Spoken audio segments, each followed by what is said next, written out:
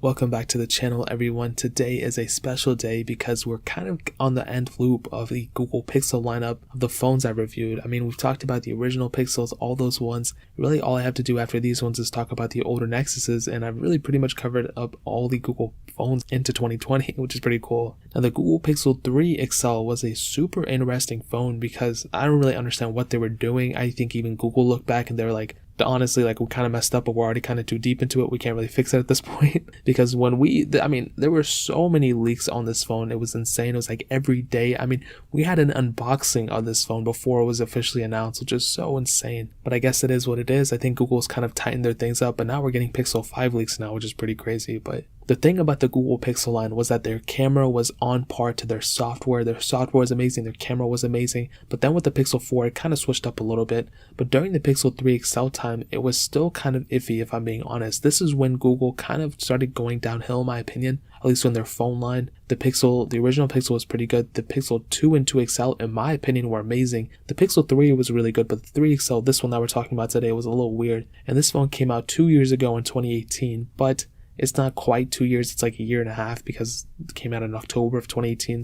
And like I said, there were a couple weird things with it for sure, but again, it was a Pixel line. The software was one of the things that people are going to be getting for sure. Now, looking on the front, this thing has a 6.3-inch OLED display. This is pretty interesting. It was a 1440p panel, and actually the panel wasn't too bad, if I'm being honest. It just felt like there was like something covering the display that was kind of weird, like a screen protector, but there wasn't a screen protector on it. But I think the display was really good, but it was what was around the display that was the problem. And not only did you have a pretty huge notch, I think people called it like the bathtub notch or whatever. It kind of made sense because you had that dual camera setup, but it was kind of unnecessary for the most part. I feel like they could have done a way better job at it, but you had that big notch. But if you look at the bottom, you also had another notch, not a notch, but you had some bezel on the bottom too, which more so looked like the Google Pixel 2 XL kind of bezel. So they should have just put the bezel all around, something like a Pixel 4 XL, than having like a weird unsymmetrical design. I mean, this was a very, very weird design, and when you're interacting with the phone, that is one of the most important things you're dealing with, and that's something that, most people, if they're using this phone, are going to have to deal with for the life of the phone. And the fact that Google put this type of design out, I mean, it looks like something that was like a mock-up of something. It doesn't even look like an actual phone. So I don't really know what they were doing. Eventually they fixed it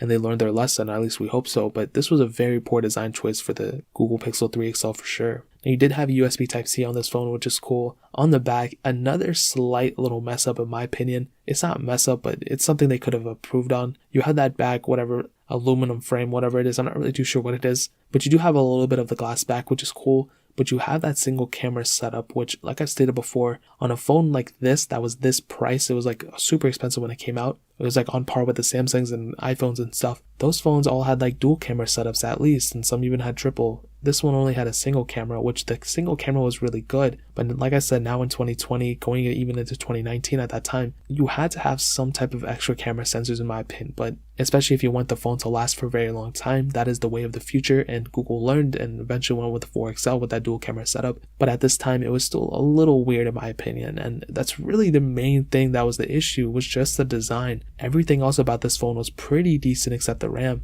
You also had IP certification, IP68 dust or water resistance, so you can go up to 1.5 meters of water for 30 minutes. And I remember during their keynote when they were releasing this phone, and I have to say it because it's so cringe, they like had a layout and like a video roll of like all the leaks from like that year, what like people thought it was going to look like, whatever. And they made it seem like it wasn't going to look like that they were fooling around, and then the Pixel 3 XL was actually going to look like something else. But that was not the case. It actually ended up looking like that, which is so cringy. I don't know why they did that. It was so pointless because they were all like kind of like bashing the design, and they ended up releasing that design. So I don't know what the heck they were thinking, but that really pretty much covers it up there. Now, hitting on the software, this thing was released with Android Pie. We are able to get Android Q on it, which is really, really cool. I actually like Android Q a lot. There are some really, really nice main advantages with it. The main one being that nav bar going away, also dark mode, I guess. I don't know if that was Android Q. I've seen that on other versions of Android before, but with Android Q, you have the ability to remove the nav bar on the bottom and replace for the gesture design, which is amazing.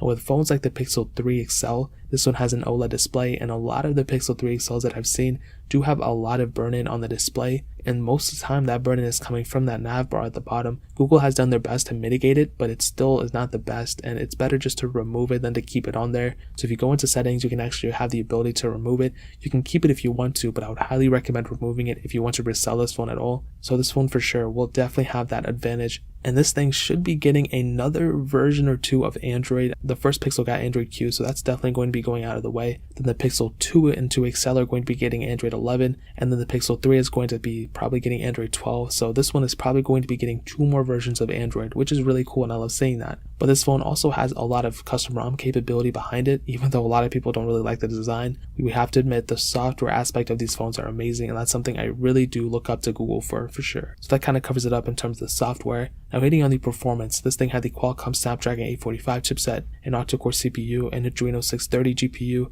and there were 2 different models of this. There was a 64 and 128GB models, and both those models had 4GB of RAM. And in terms of the performance, like I've stated before, it's a pretty good performing phone because the software is stock, it's bare bones. There's not a lot of background processes going on with it. So it's one of the main advantages, and even now in 2020, if you're looking at this phone, that is a humongous advantage. This phone, even in terms of software, is going to outlast a lot of phones that have came out last year or even pretty recently, and the software experience is going to be much better on a phone like this than on a phone like a Samsung Galaxy S20 in my opinion, which is pretty crazy to say. And the performance is more or less in tune with that as well. Because there's not a lot of background process and everything, you're going to be basically set in terms of performance. But I will say, if you try to keep a lot of apps in the background, if you try to open up a bunch of, super intensive things, Android just as a whole just requires more RAM than usual. Like if you had 4GB of RAM on an iOS device, it would be more capable of handling that than on an Android device. And this is why I'm saying, like, now in 2020, even for a Google Pixel phone,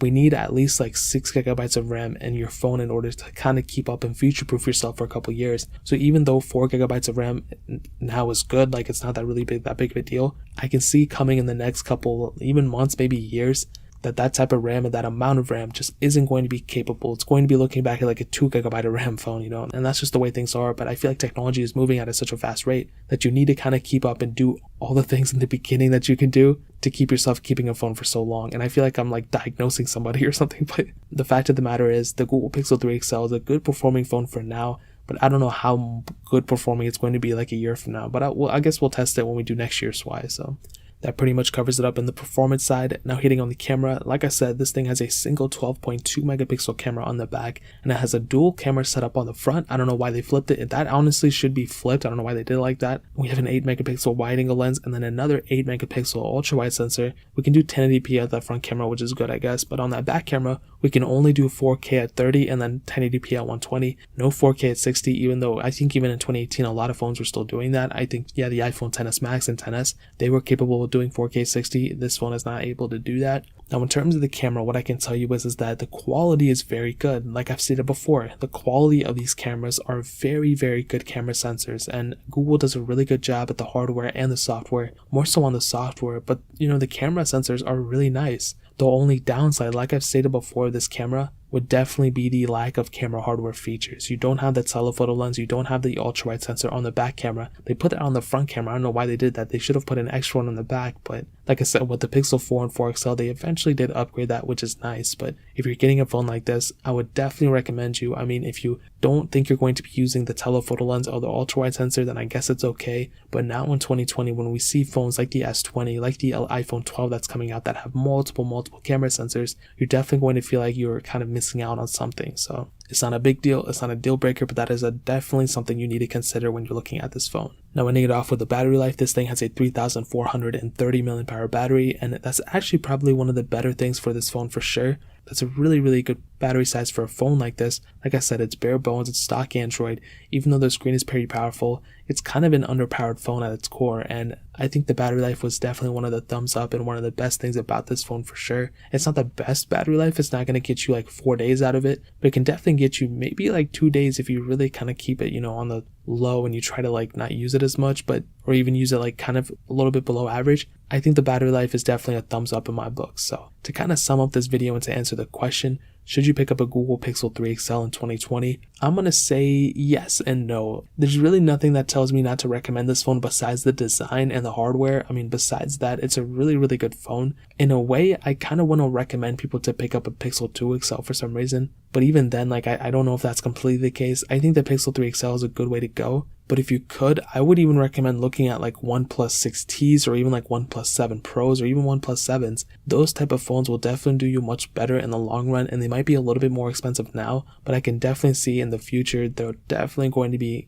more capable, I think, than a phone like this. You're still getting that great hardware, pretty good software as well, and the price tag is probably only going to be like $100 difference between them, if I'm being honest, at least in the used market. And the Pixel 3 XLs I've been able to find on Amazon for about $280, which is a really good price. So if you want to pick that up, you can click that first link down in the description. You can get it from there and help support the channel at the same time.